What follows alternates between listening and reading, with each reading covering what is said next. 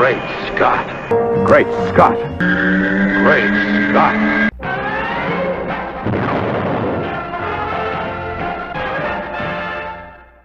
Hello everyone, and welcome to another episode of Great Scott. I'm Scotty V. Thanks for watching. So today I wanted to talk a little bit about something I've kind of been skipping over in the last few weeks because I had a lot of other subjects to talk about, but something very exciting.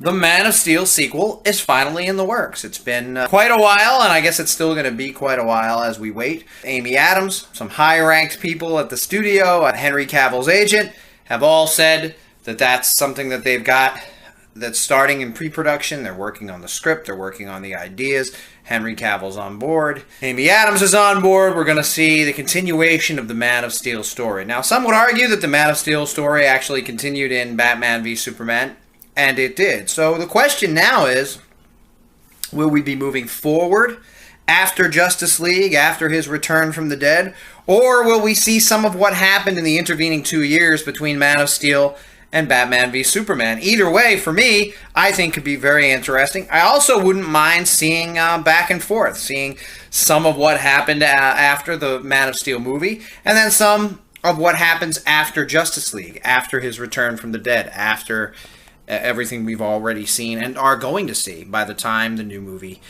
gets released. I'm very excited that Man of Steel is in production. Some high-ranking officials at the studio have said that it's a priority for them, that it's going to be one of the films that they've really been looking forward to do. It's very important to them to get Superman back on top where he belongs, to get him right this time.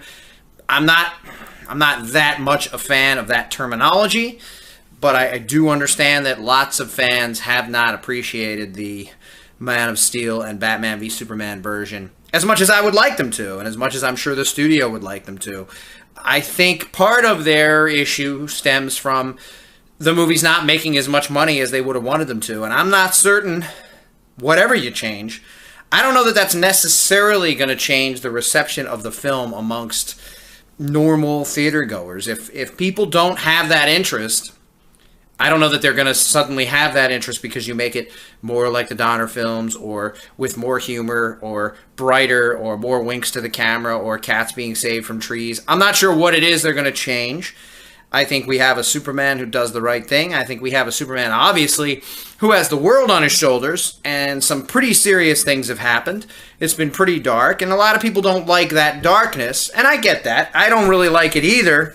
What I mean is, I don't know that it always has to be Superman who is downtrodden, Superman who is melancholy, Superman who is being attacked by everybody. We've seen that in the comics. We've seen it now in the Man of Steel movie. We've seen it in the Batman v Superman movie. So a lot of people would say that we've seen it ad nauseum. We've had enough of Superman being the guy that has to continually prove he's doing the right thing. And to some people, fans that have been watching, they still feel like he hasn't proven it because there's been too much damage, too many terrible things have happened, too many people have died, and he hasn't saved enough people just randomly.